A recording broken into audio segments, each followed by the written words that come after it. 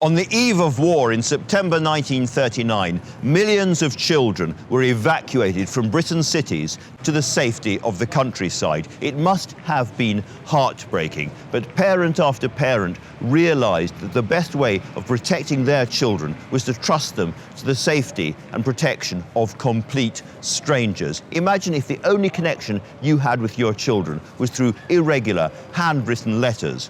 It's hard now to understand what life was like for the evacuees or the parents they left behind.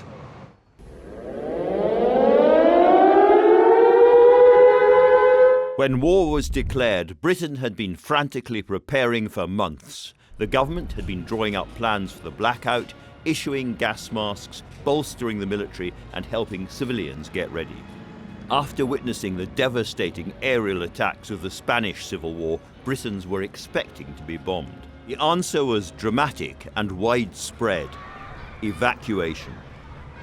Within the first 3 days of the evacuation efforts, a massive 1.5 million children, expectant mothers, teachers and vulnerable adults were evacuated from Britain's key cities. For many children, this was the first time away from their parents. They had never seen a cow or picked an apple. Now they travelled across Britain to be with people they had never met before, and in some cases who didn't want them.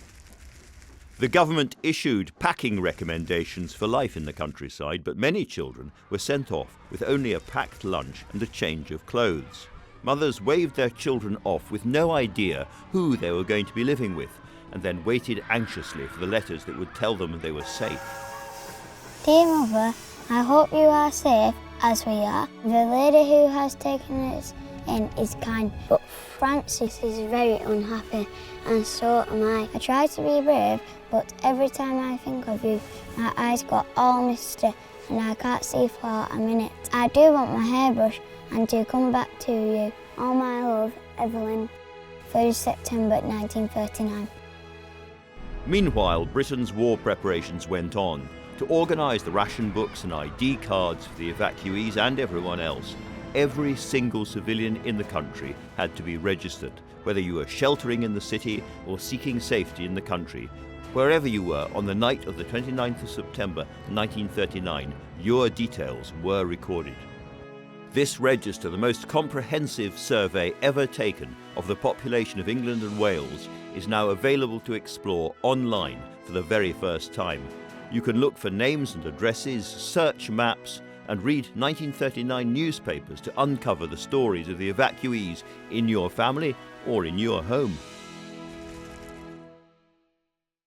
Were the children in your family sent to strangers for their own safety?